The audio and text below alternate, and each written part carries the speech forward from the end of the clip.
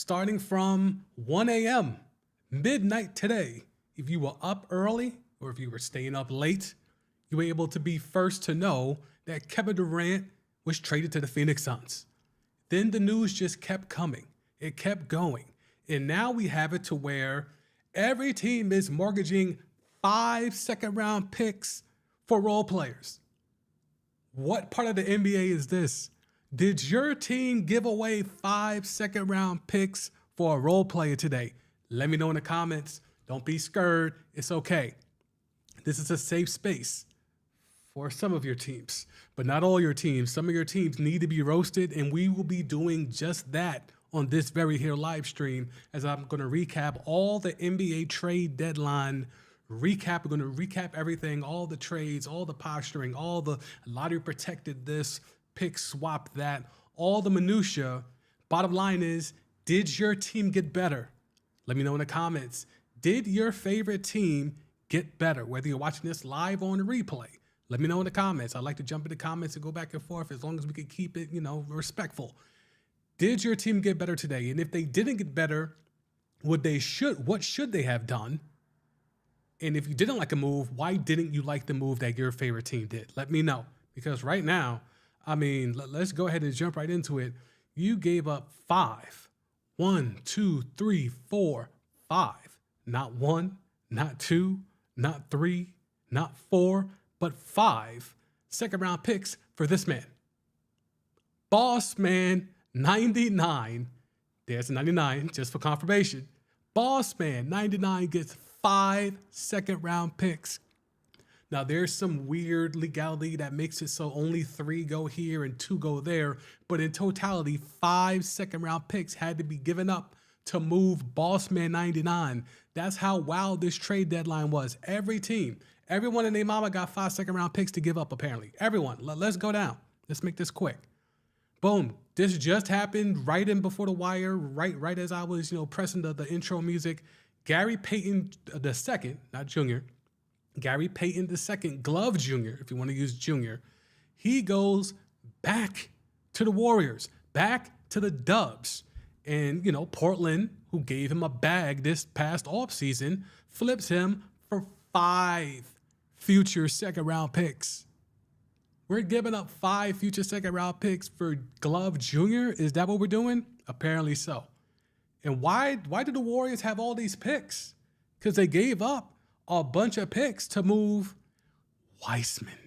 James Weissman is gone from the Bay, and that's been a lot of fervor around that. And I've been a big proponent of, the Dubs front office has been telling anyone who will listen, anyone who will record them and write feature pieces on them, that they revolutionized basketball with the fact that they drafted Steph Curry, Klay Thompson, and unearthed the habitual nut hitter Draymond Green. Well, now they were put under the gun because they took Weissman when they had the number 2 pick overall. Klay Thompson fell down and went boom hours before the draft when he had the 2nd overall pick. And instead of taking LaMelo Ball, who was right there, who could have slid in nicely while Klay rehabbed, and it wasn't just going to be Steph and a bunch of dudes like it ended up being, you could have had Steph and LaMelo. They could have played off each other to keep that guard-centric offense going. Instead, they took Weissman, who was never going to be a fit there, who, if you probably gave him some truth serum, probably never wanted to be there. I'm sure he's probably glad that he got a ring out of it. But in terms of being able to show what he could do, that was never going to be the case in the Bay. That offense is not predicated for bigs. Kevon Looney flourished there. Zaza Pachulia flourished there. Look at the bigs that have flourished there. James Weissman is none of those. He's an upper tier. But the Warriors go out here.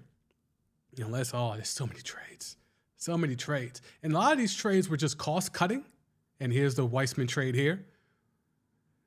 The Warriors are dealing James Weissman to the Detroit Pistons as part of a 3-team trade that also involves the Atlanta Hawks. In the deal, the Hawks would pick up Saddiq Bey. Saddiq Bey, who's a really good wing player, 3-and-D guy. I would probably say more D than 3 pause, but in regards to what role he fits in, that's the mold that he is thought to fit in. James Weissman, done already. Couldn't even get to the 2nd contract. Shout out to Kevin Knox, Nick legend, Kevin Knox, as he also goes to the Bay I'll be surprised if he actually puts on a Warriors jersey at any point, but we'll see. So 5 second-round picks just thrown all over the place, right? So the Warriors received those 5 picks and then immediately flipped those 5 picks, we assume. Again, all this is alleged because this is right after the deadline. All of that, those 5 picks allegedly gets moved for Gary Payton II, Glover Jr. back in the Bay. Oh, Lake Show, I know y'all here. Lake Show, I know y'all here. Don't fret, don't worry. My vision's never blurry. The LA Lakers, the Lake Show, pick up Mo Bamba. Sheck West going to go to crypto.com arena. He's going to go pull up. Look, Mo Bamba, the Lakers got rid of the big, Thomas Bryant, who allegedly wanted more run, even with Anthony Davis being back. Bruh, you serious? Like, you think you should be getting more run, more minutes, more touches than Anthony Davis? He wasn't satisfied with his role? Thomas Bryant, look, you're a good story, man. Young kid, I think he's 25. He's going to get a bag. He's solid at what he does. He could run the floor. He could play defense. He could block some shots. He could protect the rim. He could do a little bit of rim running. He's a good big, borderline starting big in this league. But you had it in your mind that you should be able to get more minutes than AD? Maybe that's why AD looked the way that he did when LeBron broke the record the other night. Who was on the floor? And more importantly, who wasn't? Just saying. Anyway, so they moved Thomas Bryant. They moved him to Denver. So now he can go back up Jokic. What, you going to tell Mike Malone you should get more minutes than Jokic? Is that what Thomas Bryant's going to do now? He's going to try to fight Jokic for minutes? Anywho, Mo Bamba, who leaves Orlando, and it's probably time. We have to see the next time Austin Rivers plays the Lakers and see what happens there. But he goes to Mo Bamba. He's a big. He's a guy that's another lottery pick that didn't fit. James Weissman didn't fit with the Warriors, and Mo Bamba didn't fit with Orlando. And when you look at Mo Bamba, the Bulls were very high on him coming into that draft, and he was taken one spot before to the Orlando Magic. The Bulls were probably would have been a better spot for Mo Bamba, but because the draft is still a thing, and even though I feel it should be abolished, this is where we're at now. You just go where you're told. You go where you're drafted, and then you hope you're traded, or you ride the contract out and go flip and go charge somebody else for the bag. So anywho, the Lakers get Mo Bamba. So what does this mean? You give up a big who felt like he wasn't getting the proper minutes and touches in Thomas Bryant, and then you bring in Mo Bamba, who should just be happy to get the hell out of Orlando. Like, he should just be thrilled that he's gone. He doesn't have to worry about Wendell Carter Jr. Doesn't have to worry about all those bigs. We know Paolo Banchero is him. So there was never going to be a lane. And now Bol has finally stepped up in Orlando. So there was no way for Mo Bamba to crack into that lineup. So now Mo Bamba gets to go to a team where you're the backup big. You back up AD. Similar size, definitely not a similar skill set, but similar size. Maybe he could learn some things from AD. The main thing with the Lake Show is whoever you bring in, they get to work with Phil Handy. Phil Handy's one of the better assistant coaches / trainers in the entire league, and the Lake Show got him. So the fact that they went and got Rui Hachimura, he's able to learn on the Phil Handy. They went and did the trade for Vanderbilt, Malik Beasley, D'Angelo Russell, and now they go get Mo Bamba. These are all guys that should get better under the watchful eye of Phil Handy. Will they? If you're LeBron, you finally did what you accomplished by breaking the record, the whole team, and, Darvin Ham admitted as such, the whole team changed the way they play basketball to get LeBron this record. Now the record's gotten. Can we go back to playing, as Darvin Ham said, natural basketball? Can we go back to that now, LeBron? Okay, now we're going to get you all this help. You got all the help you can. Yes, we didn't get Kyrie, I know. But we gave you a point guard. We upgraded the point guard. We got Pat Bev out of there. We was able to find ways to, and we still got that 2029 first round pick, by the way. They didn't give away both picks. They were able to revamp the entire roster and still hang on to that 2029 first round pick. So as much as we like to trash Rob Pelinka, Genie Bus, the Rambuses, Rich Paul, Clutch. You have to look at how they started and where they're at now. And the fact that they didn't have to mortgage everything. That's an impressive job by the Lake Show. If you're a Lakers fan, you have to feel pretty solid in the fact that your team did not give up everything to revamp this roster. Now, would Kyrie have been a better move? In essence, sure. But your bench would have been Basura. Now you're able to revamp on the fly, plug and play pieces. The shooting has improved. The perimeter defense has improved. And just the chemistry. Russie's not there. Pat Bev's not there. And apparently Thomas Bryant's not there. So guys that were in the disease of me, that were out here just going for self, all three of those guys are gone. Now you're bringing in a bunch of dudes who just be happy to ring chase next to Bron and AD and everything that comes with being a Laker. We shall see. Did your team make a move today? And if they did, do you like the move? Pelicans will get there. John Wall. Poor John Wall, who has spent the whole first half rehabbing himself, getting back into playing shape, trying to show us that he's still him, going on podcast and trashing Houston and trashing his time in Houston, how the franchise did him dirty, left him out in the woods, so on and so forth, only to get traded back to Houston. John Wall, I'm assuming he'll get bought out.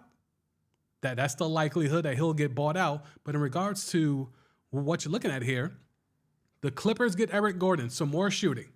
You got the board man, you got Pandemic P, and now you add in a shooter to surround him. And they also got rid of Reggie Jackson. We'll get there. It's a lot of stuff to filter through. So we're taking team by team in terms of importance. Clippers made a move. John Wall, who many thought could be a guy that could make a difference come playoff time if he's in the right shape and the right mental state. And he's been okay so far. He hasn't looked like Wizards John Wall. I mean, that John Wall's gone. But in regards to, is he still competent as of right now? I think he's definitely a guy that could be your swing guard off the bench for sure. So now you have Eric Gordon, who's going to be a gunner. 3 second-round picks from the Grizz. So the Grizz do make a trade, but they make a trade for Luke Kennard. So a team that John Morant said, we good in the West. I'm good. I'm fine in the West. And the West said, hold my beer. They did the Usher thing. They went crazy. This whole trade deadline has been essentially the West because who in the East made a significant move besides the Brooklyn Nets waving the white flag and saying, please just help us tear this whole thing down. Outside of that, did anyone in the East get significantly better? If you want to buy into the notion of Russell Westbrook, who's going to get bought out by the Utah Jazz, that he might join South Beach in the Heat culture, you think that's going to make the Heat culture into anything more than what they currently are? I mean, okay, let's see. Where are they right now? Miami is a 6 seed, 5 games over 500. You think Russell Westbrook on that team makes them that much better? Like to where? Obviously, Brooklyn will fall down, right? So they'll get 5 by default, right? But after that, Russell Westbrook on the Heat, is that better than Cleveland? Russell Westbrook on the Heat, is that better than Philly? Milwaukee? Boston? I rest my case.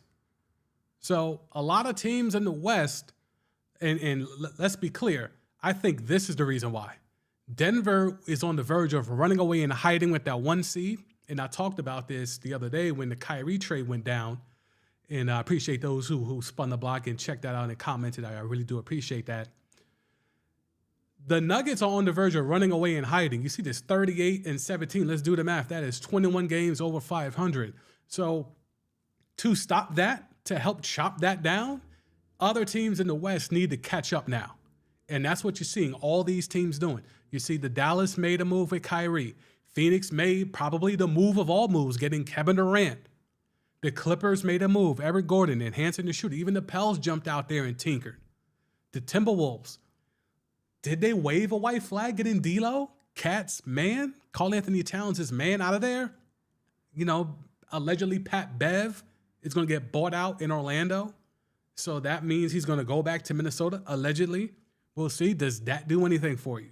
The Warriors, as we talked about, the Warriors are certainly trying to fine-tune this thing. They're trying to, tool this thing on the fly. But I would love for them to just trust in the youngins that they got. Just trust the kids.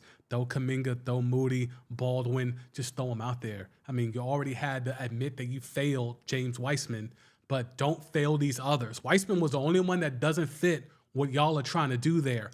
All those other wings, they should be playing. Portland made a move. They got Josh Hart up out of there. You know, I don't know what Dame is going to do. He's about that grind, right? He doesn't want to run from the grind. Well, he's going to be running from the play-in soon. If they don't sneak in anything late here, and I haven't seen anything come down on the timeline that would make me think that there's a last-minute trade, but the Blazers might be running from the play-in. They may not be running from the grind in Dame's eyes, but they might be running from the play-in. And even OKC, tinkering. We know Presti's the god of picks. Not just 5 second-round picks every day. It's between him and the Skemmadumdega Danny Ainge in terms of they're lord of the first-rounders. It's going to be interesting to see. But back to the East. Who in the East? You know, the Pacers bring in George Hill. That doesn't do anything for you, right? And that's the Bucks trading him away. I mean, the Blazers get Tybalt. Tybalt's another coulda, shoulda, woulda 3-and-D that never got the 3 pause. And, you know, I think the Philly was right to cut ties with him. There's some stuff there about McDaniels for Philly. Let's see if your man's Morey can handle that better than he handled the situation in the Far East. We'll see. Okay, so the Bucks go get Bossman 99. Bossman 99 goes to the Bucks. I mean, that's the most significant trade outside of the Nets waving the white flag, right? I mean, they got rid of Serge Ibaka as well. 5 second-round picks go to the Nets. The Bucks get Bossman 99. Pacers get ancillary pieces and 2 second-rounders. I mean, I don't know what you're actually asking for. I mean, the Celtics get a Muscala. Shooting. Jaylen Brown being out for who knows how long. The East didn't really do anything to me. And we see here about the Blazers and Dame. Per Chris Hines, the Blazers are making it clear to other teams that Lillard will unequivocally not be a part of any trade talks. So again, you have the Josh Hart deal to Knicks tape for Cam Reddish. Cam Reddish, I am here for you. I am so happy that you got away from that meniscus tearing taskmaster, Tom Thibodeau in New York. It was never meant to be. I don't think any player who values cartilage and tendons and muscles in their knees should be allowed to be coached by that meniscus tearing taskmaster. So I get it, Cam Reddish. I'm glad that you complained about the coaching, about your role in the offense, and just role on the team. I'm glad because you got out of there. Salute. I wish you all the best. Cam Reddish should be a top-tier player in this league. Again, another reason why, you know, the draft should be abolished, because he should have never been drafted by Atlanta, and now he's been bounced around, and people think he's mid, when those who know, those who watched Cam Reddish in high school, not even Cam Reddish at Duke, because even at Duke, he had to play backseat to 2 dudes who, quite honestly, he was better than, but they didn't have the hype like him, but he didn't have the hype like them, excuse me, so therefore he took a backseat. Whenever a team gives Cam Reddish, maybe not the keys at this level, but gives him a role and just lets him sit in it and flourish, y'all will see. OG Anunoby didn't get moved. There was a lot of talk. Knicks tape was allegedly in the mix, and then I think they moved on to Zach LaVine. So let me go ahead and refresh. Let me make sure that nothing's happened. No one's telling me in the comments, so I'm assuming everything is standing pat. Yep. No new trades. Okay, so here's like a nice little recap here for you. Bucks get Crowder. Lakers swap Pat Bev from Obama. Warriors trade Weissman to the Pistons. Clippers add Bones Highland. Bones Highland, who's been in the doghouse for weeks now. They finally get him up out of there.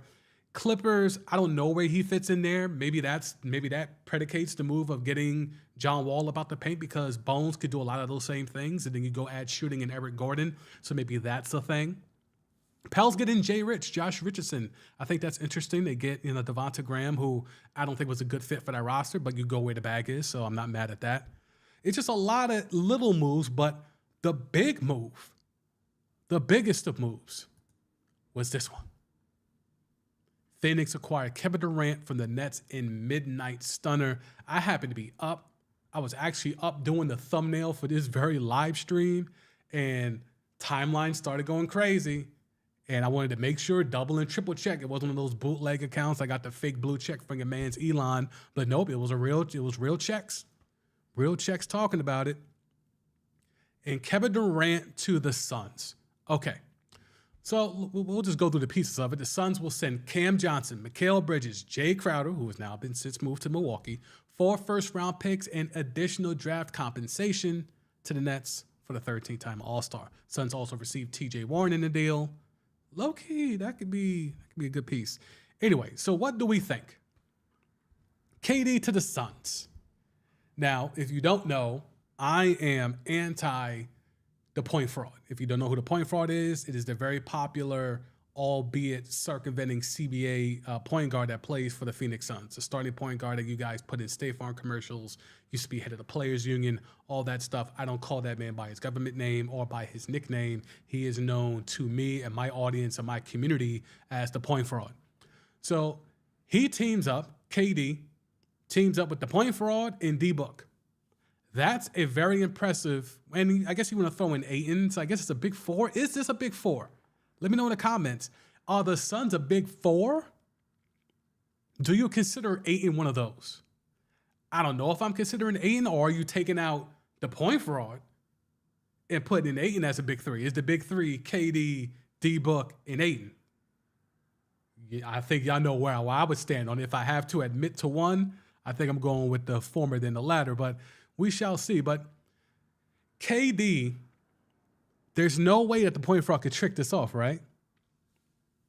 Absolutely, positively no way that the point fraud could trick this off, right? He won't do it, right? The basketball gods have finally smiled upon the point fraud, right? You couldn't do it when it was you and D-Book and Ayton. When you had flukes in every single round of the Western Conference playoffs to get you to the finals. AD fell down and went boom when you were down 2-1. Didn't they play the Clippers with no Kawhi? They got breaks all across the way to getting to the NBA Finals, and everyone assumed this was going to be the coronation. This is finally the point fraud's chance to cement his legacy. And they went out there and they took a 2-0 lead. And my mentions were filthy. People that I hadn't heard from in years were in my mentions, hitting me up, telling me, you about to eat all of this. Pause. You're going to have to run back everything you ever said about the point fraud, because he about to get a Larry O.B. And what did the Nigerian freak, Giannis Antetokounmpo, do? He went Super Saiyan and bully balled 4 straight dubs to beat the Suns in 6. And I rejoiced because the basketball gods don't like ugly.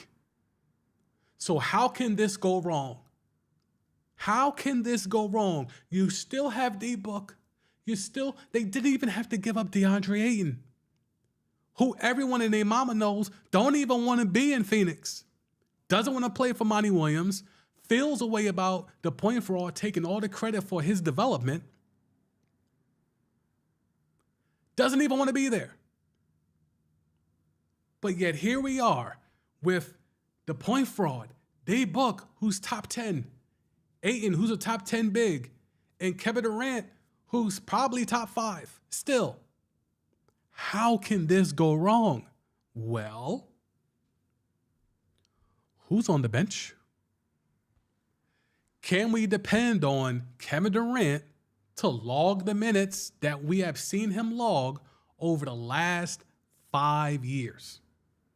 Ever since that injury in Toronto, can we really say just put KD out there for 38 and you good? 38 minutes, that's light. Do you still feel that way about him right now? How will this work? Point fraud is very ball dominant.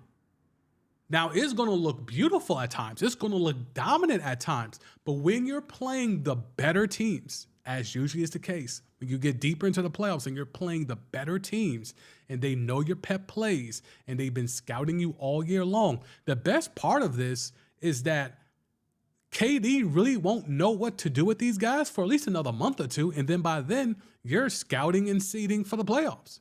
So there might not be enough film to be able to lock in and scout tendencies.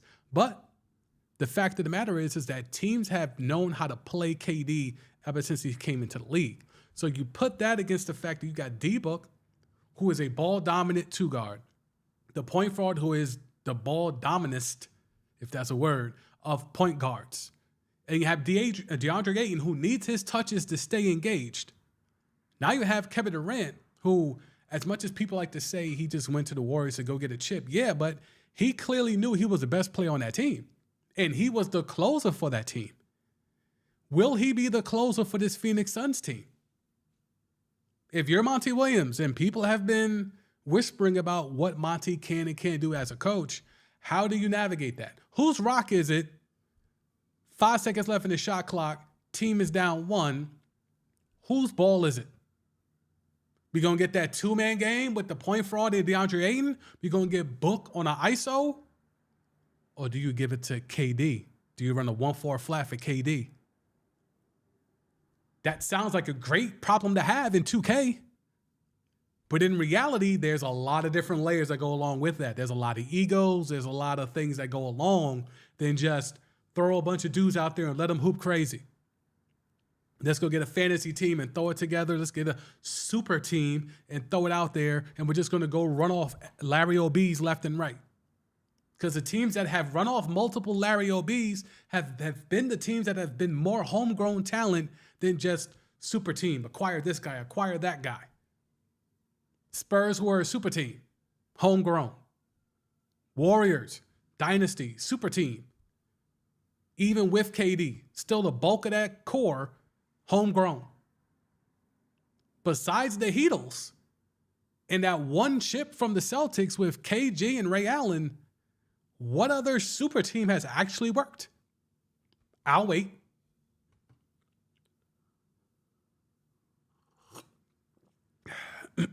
Ginger tea. So this is the move that shook everything up. Texts started coming in. Group chats that were dormant for a minute were alive and well around 2 a.m. this morning because we were all stunned that KD and your Brooklyn Nets waving the white flag, saying enough is enough. Joe Tsai saying, I just want my team back, bruh. I gave it all up for y'all. I acquiesced to everything. Steve Nash, yes. DeAndre Jordan, yes. James Harden, yes. I gave it all up for y'all.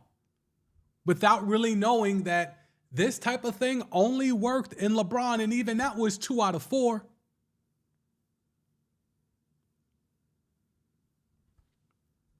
Joseph Tsai wanted his team back. A billionaire decided enough is enough. I want my team back. Get Kyrie the hell up out of here and don't you dare send him to LA. And Kevin, you've been a little bit more quiet. Not too many firestorms around you and some, link you're tweeting out. Fine, I'll work with you. Where would you like to go? Just clearly nowhere in the East. But where would you like to go in the West? And that's how trades get dropped at midnight, 1 a.m. Amazing. Absolutely amazing.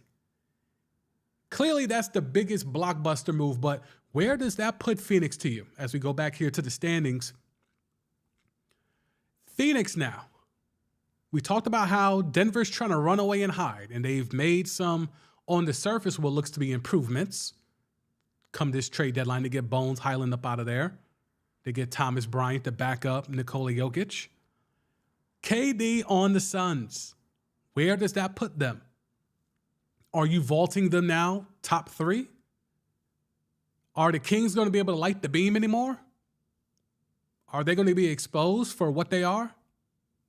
Finally, you see, they didn't make a move because what position are they in to really make a move? The Grizzlies. Josh said they fine in the West. Does Josh still think they're fine in the West? Like, for real, though. He'll say it to keep that same energy. And allegedly with the beams, they do keep that energy. But does he really mean? Does he really believe in the fact that he thinks they're fine? That team has holes. As great as they are defensively, as great as they can look offensively, and let's pull up some stats here. Let's go down. Middle of the pack in offensive rating, second in defensive rating, net rating, they are fourth. They are a weird team to figure out because the injuries have been so consistent with them. Triple J's been in and out of the lineup. Ja's been in and out of the lineup. Desmond Bane, Steven Adams, all their true, like, top-tier components to what make that roster what it is have all been in and out. So it's hard to get a read on what they are for an extended period of time. Outside of, we know Dylan Brooks is with the shits. Outside of that, that's all we know. I mean, you're looking at a team that ranks pretty highly in a lot of their offensive statistics. And, we're not doing funny numbers with Triple J's block numbers. We can see they're second in blocks. But when it really comes down to it, is this roster now, let's take a look at the roster. Does this roster, make sure y'all can see everything. Lofton, nope. Well, Danny Green's not there no more. So Basketball Reference always a little late to the party in terms of updating the database. But we'll ignore Danny Green down here. Does this roster look better than Phoenix's roster? Does this roster look better than Denver's roster? And I know some of y'all, might hate on this. Does this roster look better than the Lakers roster or the Clippers roster? Is there a free fall to come with the Grizz? Can they hang on to where they're at? And they've been struggling as of late, even before the Ja and allegedly being in the whip in the Jeep with the Pacers, all that nonsense. Before that, they were struggling. The West is topsy-turvy. I've been saying it all year that it's going to be wide open. And because of the fact that Denver, who has Jamal Murray back, who is starting to look like the guy that went absolutely bananas in the bubble, he's starting to round back into form. And you pair that with Jokic, that's tough to beat every night. So now, before they get too big of a lead, let's hunt them down. I think that is what all these teams in the West have been locked in to do. We need to run down the Denver Nuggets. All right, I'll go to the comments. Let's see what we got here. Suns versus Mavs in the conference finals, and Celtics versus Bucks in the East. Okay, Suns versus Mavs. Wow, so you're really believing in Kyrie.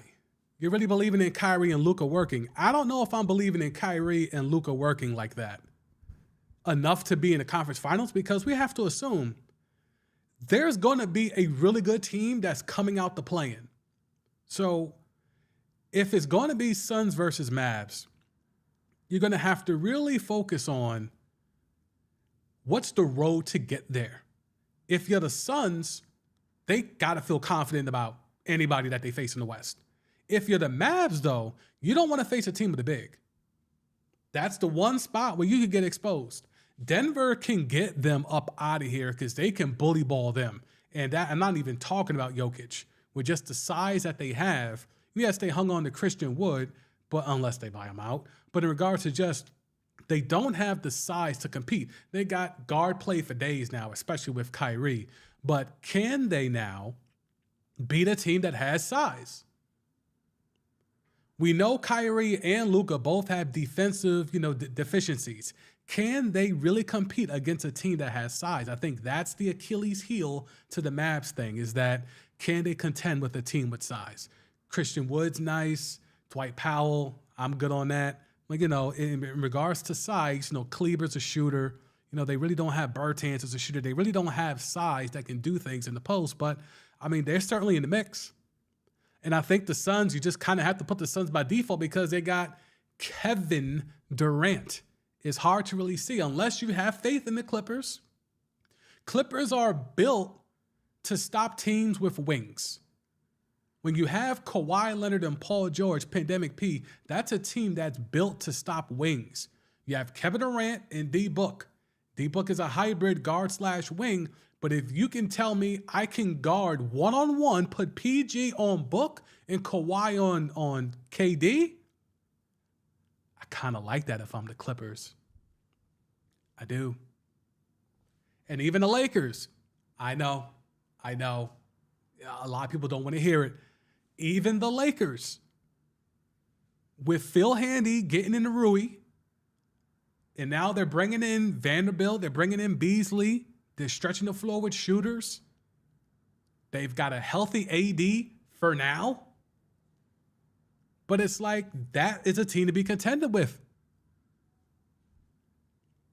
Let's go back to the comments. Appreciate the comments, man. Keep chiming in. Memphis and Denver will choke. I definitely think Memphis is not built for it. I don't think Memphis is built for it. Denver, I think if Jamal Murray keeps playing like this, I don't know if they're choking. Pause. I don't know if they're choking. I think Jamal Murray has, let's go to his stats here. Jamal Murray has been playing really, really impressive, especially over the last, I would say, month and change. Like, dude, 40% from three. You know, he's giving it 30-plus minutes. I don't know, man. I don't know if I'm ready to do that. I don't know if I'm ready to do that. He's giving you an easy 20-piece. An easy 20-piece. He's giving you 6 dimes. He's hitting the glass a little bit. He's playing the passing lane, giving you a steal. Like, I'm not going to discount. And again, he's still getting his footing off that ACL. He hasn't even really gotten his footing yet. So I don't know if because I always feel that the Nuggets go as Jamal Murray goes, because everyone likes to talk about Jokic and what Jokic can do, and he's amazing, da-da-da. That's cool, bro. But he needs somebody else there to be able to be a guard that can dominate the rock and get shots off, and that's Jamal Murray. So that's why I think he's low-key, and I know that this is blasphemous for analytical nerds. I think he's more important to the Nuggets' success than Nikola Jokic. Head back to the comments. Appreciate you. If they bought out JaVale, I mean, do you really believe in what JaVale? Does JaVale have anything left? I mean, he's a body, right? He's size. He could get some blocks, I guess. Like, he could hit the boards. But, I mean, he's a piece. I mean, I guess I wouldn't go crazy with that. I mean, if he's there, sure. Yeah, I mean, look, Denver does not have the greatest track record. They do not. So I am not going to sit here and try to, cop pleas for Denver. I'm just saying, if Jamal Murray is playing like he did in the bubble, we all saw it. You can't deny how great he looked in the bubble, and you pair that with Jokic, who has amazingly gotten better since the bubble. That's a tough 1-2 to take out. I mean, there's a reason why they're 21 games over 500 right now. So I'm not saying you're wrong. I'm just saying I'm not going to put them out the pasture that quickly just because it's Denver. I think it's with what you see with Jamal Murray and Jokic is just doing Jokic things continuously. I think that's where, things might work in their favor. They might, and it also depends on the matchup. We always know that. It always depends on the matchup. You get the wrong matchup, you could be Swiss cheesed out of here no matter how talented your roster is. You get the wrong matchup, you could be out of here in 5-6 games. The Celtics were the worst matchup for the Nets last year and got them right up out of here. Even though both teams, talent-wise, were right there, but because of seeding, that was the matchup, got the Nets the hell up out of here. Quick, fast, in a hurry.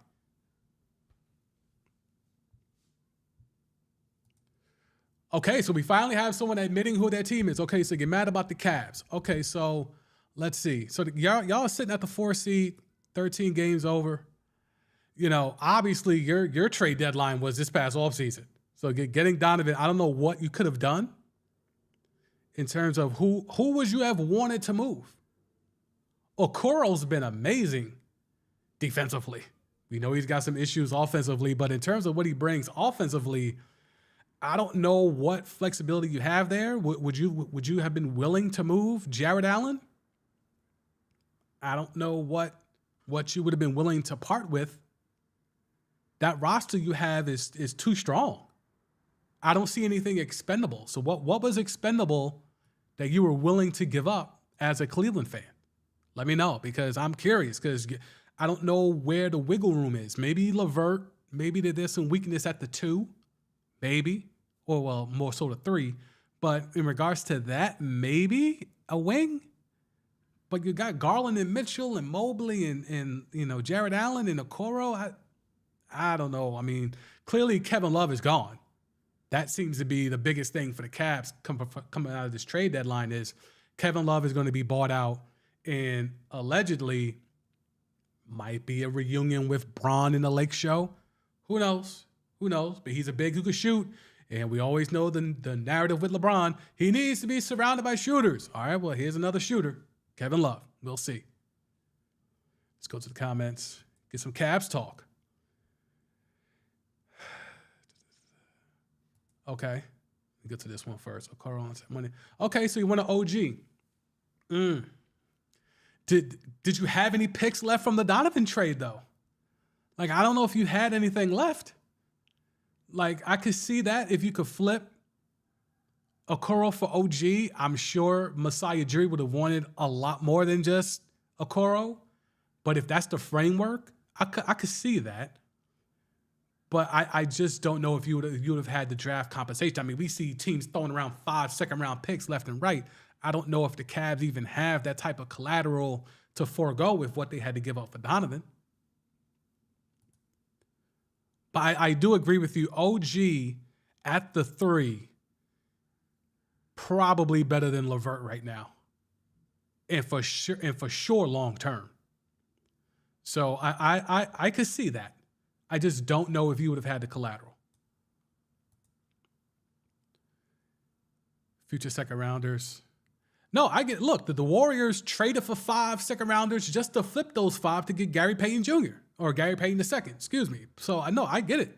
I understand. Look, teams found picks to flip. I'm just saying I don't know if the Cavs felt that motivated by getting OG to go through all they would have had to go through to secure the picks necessary to go get OG. And who says those picks would have been enough for Masai Ujiri? We know Masai don't make moves unless he feels he's the clear-cut winner in the deal. That's why he's Masai Ujiri. So I don't know if getting a bunch of second rounders and Okoro would be enough to get OG. But I can see a point there. I think the 3 is the only quasi potential hold where you could have improved upon, because Evan Mobley's been him. Jared Allen's been as good as he's ever been. Okoro, I think, for what he lacks offensively, he brings you the complete opposite in terms of defensively. And then you got Garland and Mitchell, man. I mean, that's a hell of a whole lot, man. But so now, where do you think the Cavs are right now? Clearly, no one else in the East made big moves. Ancillary moves left and right. So for what you're looking at, you have your Cavs at the 4 seed. You don't have to worry about Brooklyn no more. We'll zoom in on the East here. So you don't have to worry about Brooklyn no more. Miami may or may not get Russell Westbrook. I wouldn't be concerned about that. You have Knicks tape, who got Josh Hart. Allegedly, they were trying to get Zach LaVine. I assumed that didn't happen. The Hawks are the Hawks. You're not concerned about that. The Bulls, allegedly there was some Sasha Vucevic, whatever the hell his name is. Can't say his name. Let me drink some tea, maybe I can say his name.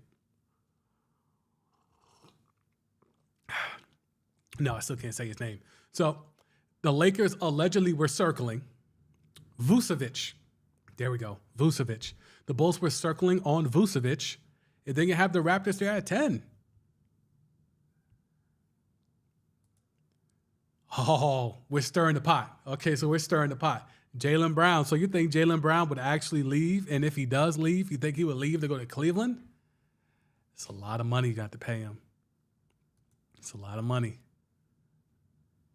That's a lot of money. Because now that means you're going to lose a big. Can't pay everybody. Because Jared Allen's got to get his money. Mobley's got to get his money. Let's see. Do we have contracts here? We should. Okay. I mean, you'll get Kevin Love off the books.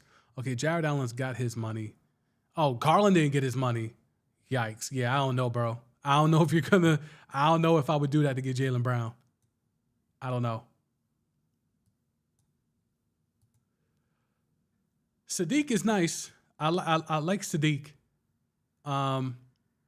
Is he better than LeVert? I don't know if he's better than LeVert right now. They're very similar to me right now.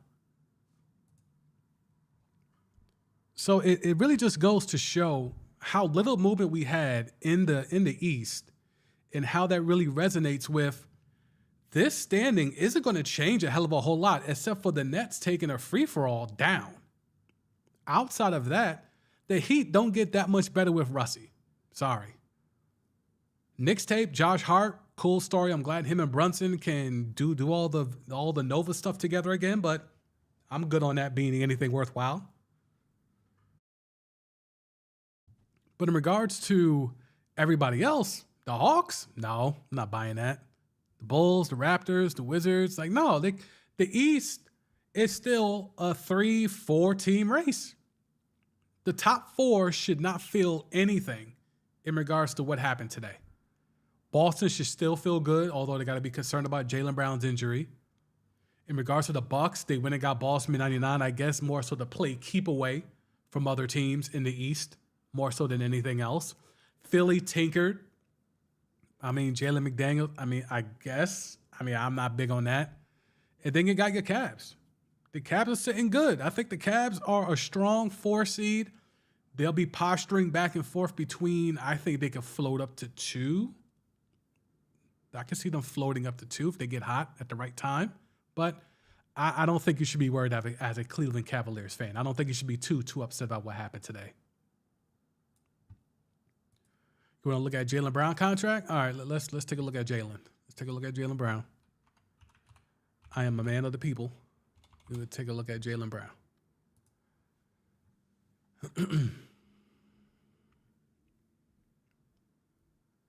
I hate that they keep the contracts all the way down here. Okay, so it's got 2 seasons left. Well, one more season left. 23-24. So, I mean, that's pretty much Kevin Love money, right? Kevin Love money gets off the books, but you still got to wait. And then you might have to extend Garland and or Mobley in that same time frame.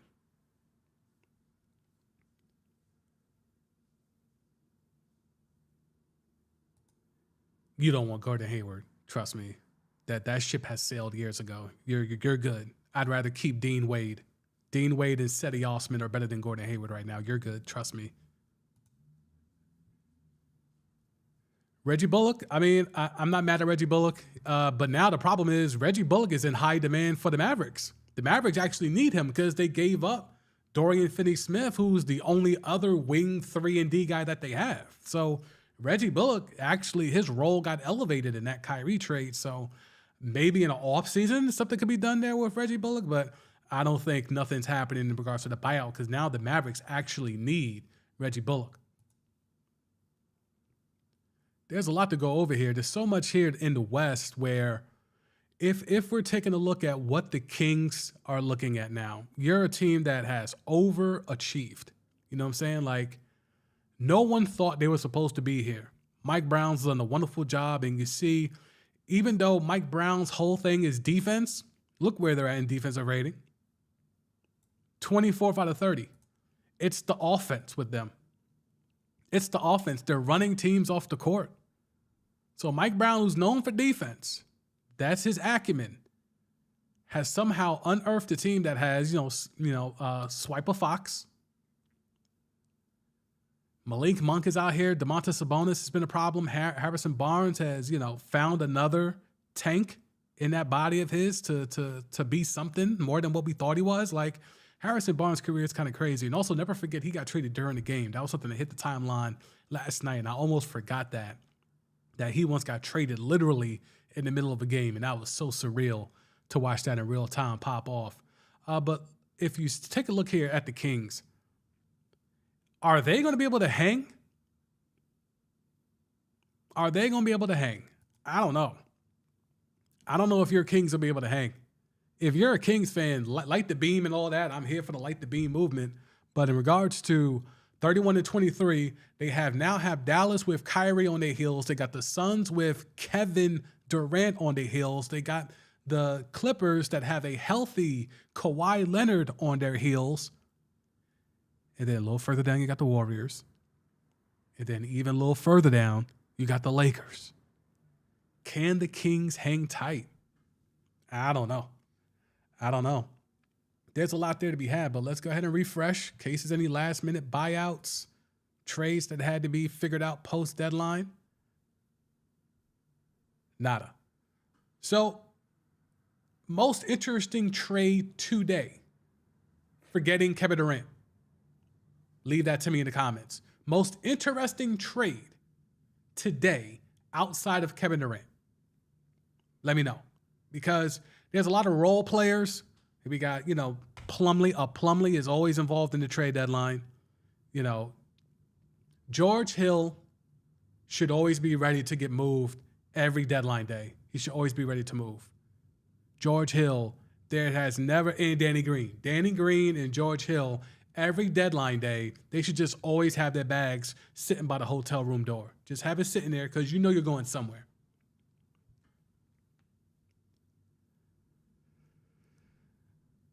I think the Mo Bamba thing is going to be interesting, man.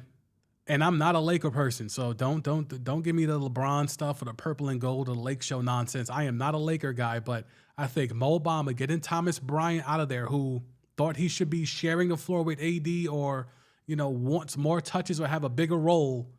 I mean, Thomas Bryant. I mean, let's go ahead and look him up. Thomas Bryant.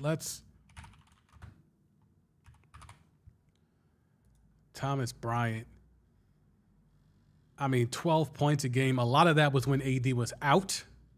You know what I'm saying? So if you wanna ride with that, got 25 starts again because AD be out. But this is not a guy that, I mean, he's going to Denver to back up Jokic.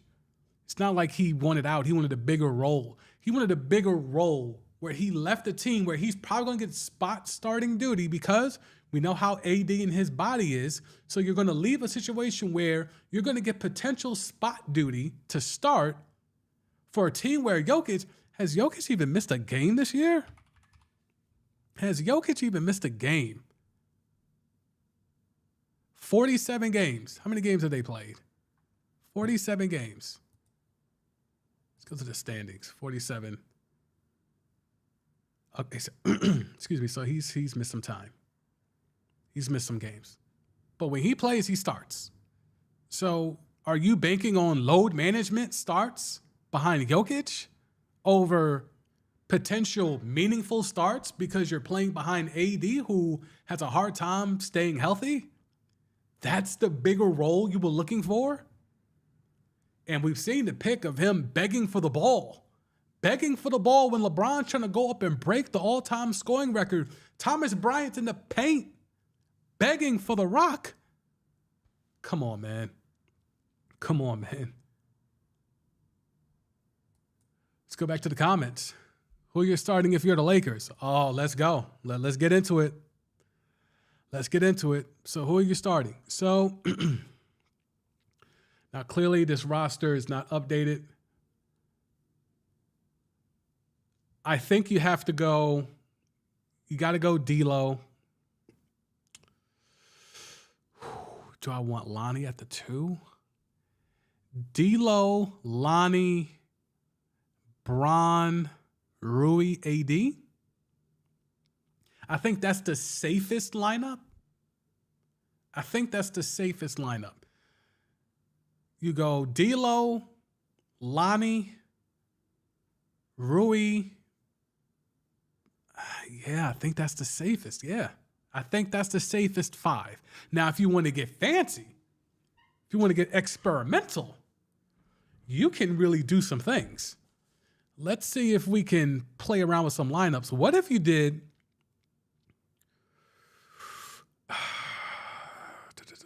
D'Lo off the bench? Let's have D'Lo be Russie.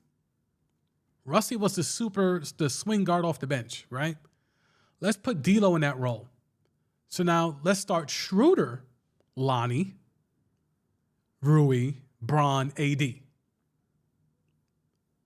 I think that could be something because D'Lo, to be what he thinks he is and to what he has shown himself to be, I think you got to go. Man, Vandy and B. You know what? You're making good points here. I'm forgetting about Vandy. Vandy's a guy that can play well there. It's tough, man. Ham went from having no guys to maybe too many guys. Now he's got to figure out this rotation. If you're putting Lonnie, D'Lo, and Schroeder as your bench guys, then maybe you do go Malik, Bron, Vandy, Rui, and AD. I don't know if I start D'Lo with Bron. I don't know if I like that. I don't know how. D'Lo is such a weird guard to figure out. I'm not sure how that works. I'm not that sure how that works.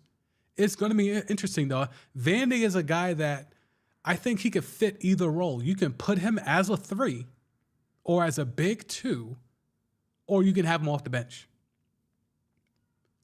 But clearly they need his defense. They need his defense. They need Beasley shooting.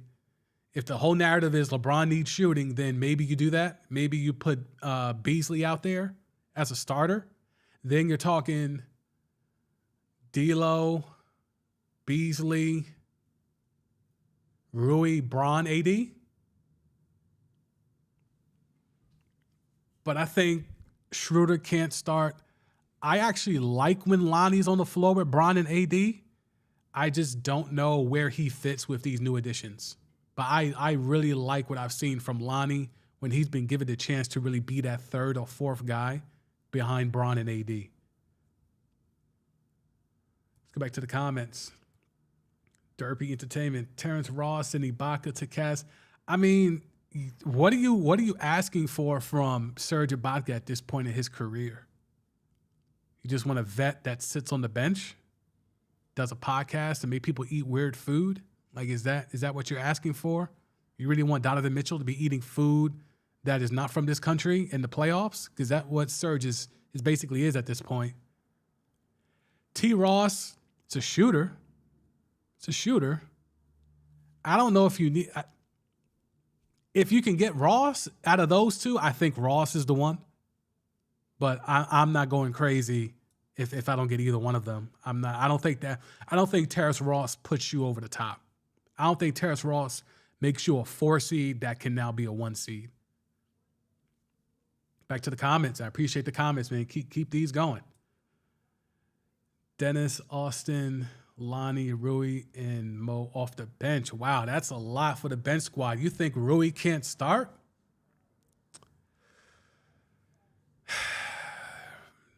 Dennis, Austin, Lonnie, Rui, and Mo.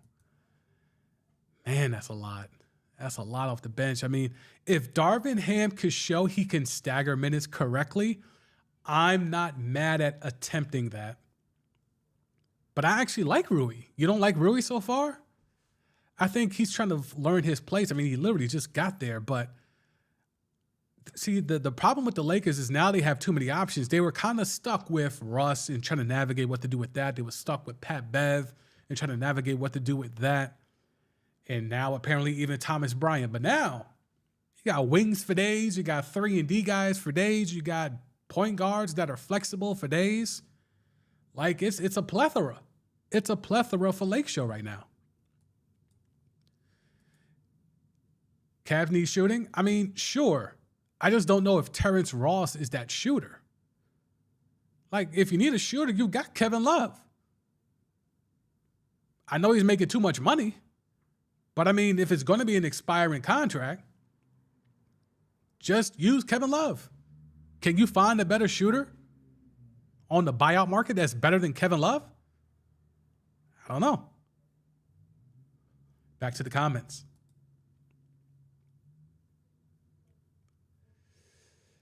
Yeah, Vandy at the power forward, a.k.a. the 4, is more solid of a hustler at power forward. Yeah, my only concern with him is if you're facing teams that has size, if you're facing teams that have size, I'm a little concerned there because I mean he has the height, but I just don't know about him trailing plays, playing in the paint. And again, today's basketball is different, but I think at times you can still get exposed with your lack of size in this league. I mean, you're getting him because he's 6'9", because he's got a really crazy wingspan. He's got measurables, right? I don't know if I'm starting Vandy. I think Vandy's a bench guy. Now that I'm looking at it, I'll go back and watch some film because I definitely want to do a standalone vid on what the Lakers have done. So I'm going to go back and watch as much Jazz and T-Wolves as I can to kind of see where Vandy's been at. But this Lake Show thing, man, this is going to be interesting. The Lakers, Mo Bamba. What do you think? What do you think of Mo Bamba? I don't know how to pronounce the name, so excuse me. Untamed Music. I'm assuming that is. If it's not, forgive me. But what do you think of the Mo Bamba move? I'm in favor of it. I think Mo Bamba is slept on. I think he's a guy that can contribute. I think he's a guy that can really step up and be that backup to AD. Can definitely get some spot starts when AD needs to be load managed or it's hurt again. I think he's a guy that can grow. Again, Phil Handy. Put Mo Bamba with Phil Handy for a couple of months and then let me see how Mo Bamba progresses.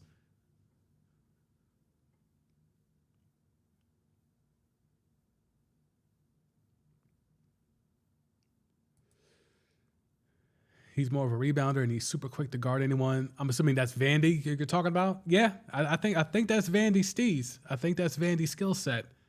I think like you mentioned earlier, I think he's a hustler guy. He's a bench guy.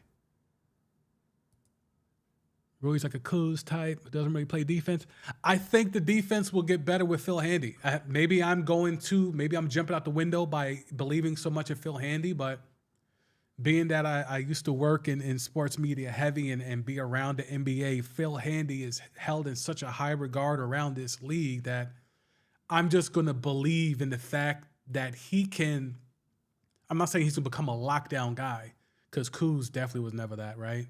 But maybe he could give you some Caldwell Pope. You know what I'm saying? Like Caldwell Pope was a great defender, could shoot the rock, smaller, obviously, but in regards to a guy that can shoot the rock and play defense, not elite defense, not even top tier defense, because I don't think Caldwell Pope is a top tier defender. He's just a good defender. I think you can get Rui quicker to being a good defender than trying to get some of these other wings that they've bought in to give you what Rui can give you offensively. I like Mo off the bench. Yeah, I agree. Yeah, Mo off the bench, put AD at center, and away we go. And, most likely when, not if AD gets hurt, then you got Mo Bamba in the middle. And I think Mo Bamba is an upgrade, not only from a talent perspective, but apparently from a mindset perspective than Thomas Bryant. So I agree with you. Same page there. So much to go over. Do we have teams? Yeah, let's see if we have updated pages so we can really look at these rosters. Let me have to zoom out. See if we can do that.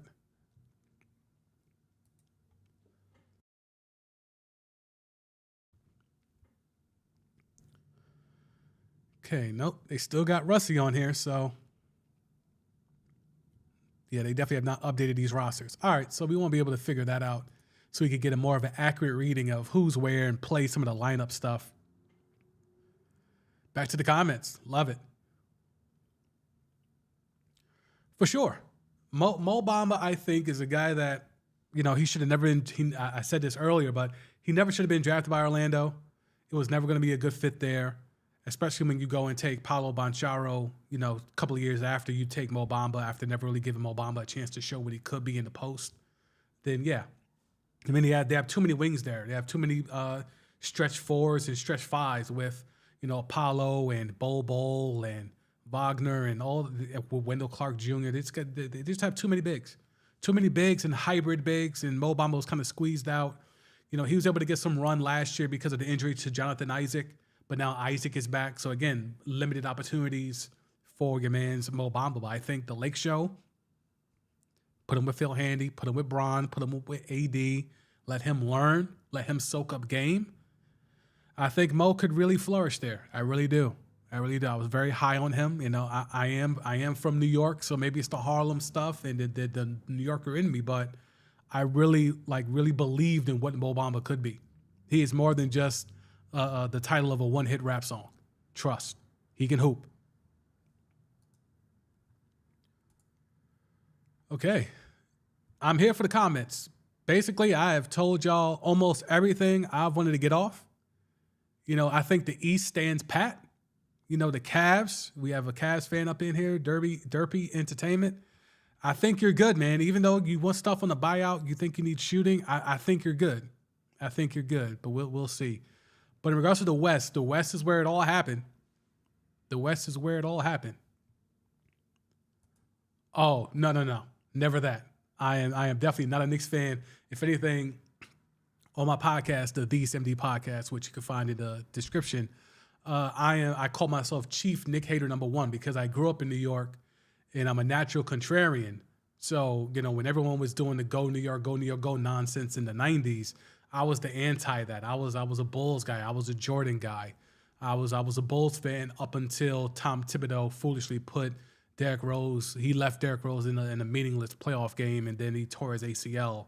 And the Chicago Bulls as a franchise have never been the same, and I jumped off the bandwagon right there. And that's why it's always no love for Tom Thibodeau. He is a meniscus-tearing taskmaster. Everywhere he goes, he leaves a wake of cartilage and torn tendons in his wake. So, no, I am definitely not a Knicks fan. So if you want to ride on the Knicks, I am here for it. We can air the Knicks out. Knicks thought they were getting Zach LaVine today. My timeline was full of Knicks fans talking about Zach LaVine, talking about OG Anunoby. They were getting them all. They were laughing at Nets fans, and deservedly so. They were laughing at Nets fans, so I'll let them get that off. But then, they can't leave well enough alone. Knicks fans always have to go the extra yard. They have to start talking about, well, Zach LaVine's going to be a Knick. A few months ago, I had someone tell me Anthony Davis was going to be a Knick. I mean, this is what I have had to endure as a New Yorker. Is just, delusional Knicks fans. So it's just nothing irks my soul than a delusional Knicks fan. So, no, definitely not a Knicks fan. I am here to tear them down every second of the day. It's been 50-plus years since they've won a championship, and I'm here to remind Knicks fans of that every single chance I get. Western Conference, wide open.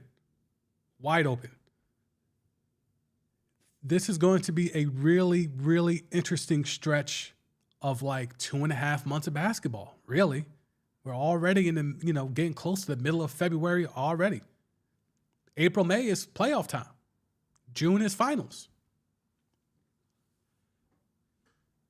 Who won the day? Phoenix by default, right? Phoenix by default, they won the day. Who won the deadline? Did Joseph Tsai win the deadline?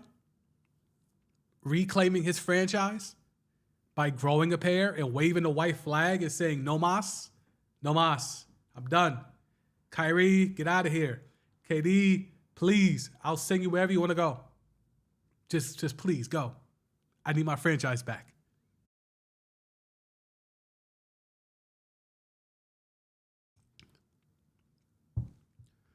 Who won the trade deadline? Was it Dallas? Suns and Lakers.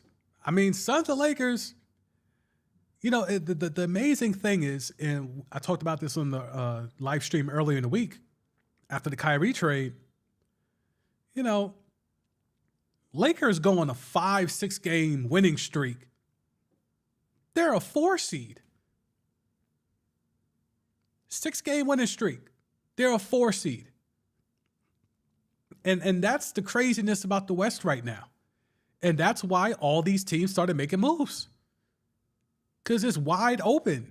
There is no dominant team. But now you're looking at the Suns with Kevin Durant and the Lake Show with a retooled lineup with a bunch of wings, call them Wingstop. And it's really amazing to see what they have now.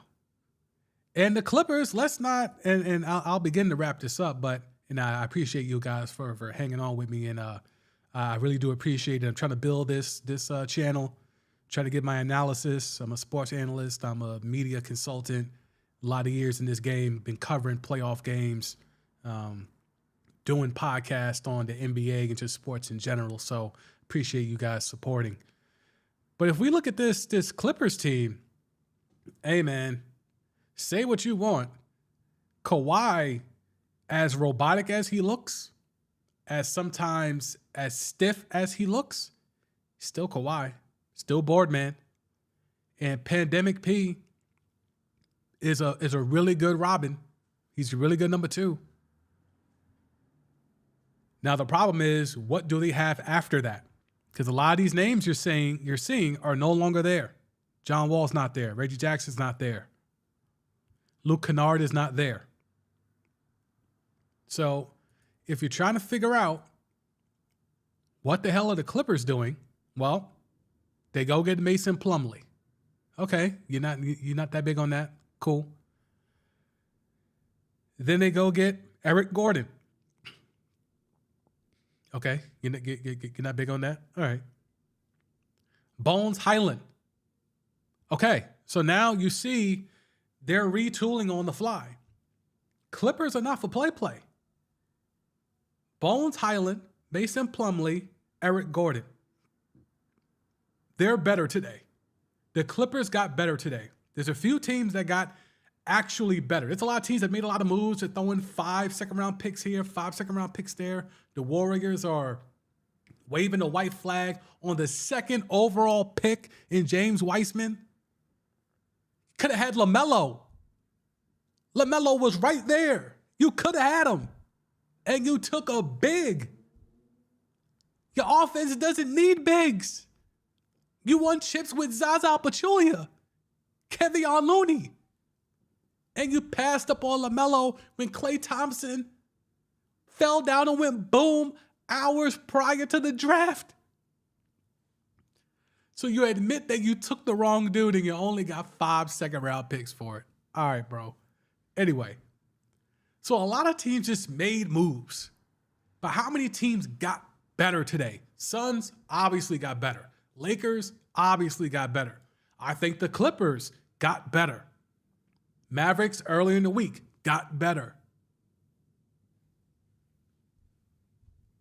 Memphis did not get better. Denver, Thomas Bryant, did they get better? Kings didn't even bother making a move. Like they like, we ain't even supposed to be here.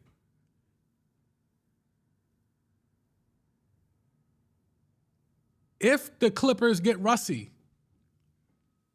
then what? They're essentially getting rid of John Wall to potentially bring in Russie. Does that do anything for anybody? Another big 3. PG, Pandemic P, Boardman, Kawhi Leonard, and Russie, Russell Westbrook. Does that do anything for anyone? He could come off the bench, right? I mean, he did it with the Lake Show. Might as well do it, with the Clippers. We shall see. We shall see. But that will wrap it up here for me, man. And look, I appreciate everyone who was able to pull up. I appreciate the comments. I appreciate the love. Building this channel up. The analytics have been really good, really strong. Want to keep that positivity going. If you want to catch the full replay, go to the live tab on the channel page, not the video. That's where live streams are kept now. They got tabs for everything. Shorts got a page, a tab. Videos got a tab. And lives like this one right here also have a tab. So be able to check in and do that. I'll be doing a podcast episode, previewing the Super Bowl, talking more about NBA trade deadline season and LeBron breaking the record. So if you want to get my thoughts on that, podcast is in the YouTube description. And also I'll be putting the visuals here. So I appreciate y'all for tapping in. Appreciate all the comments. Appreciate the love. And I'll be back live streaming here very soon. I'll be doing weekly live streams, and I'm contemplating daily live streams. We'll see. It takes a lot of bandwidth. We'll see. But definitely for the Sam D, I'm Sam Duzme Jr. Peace.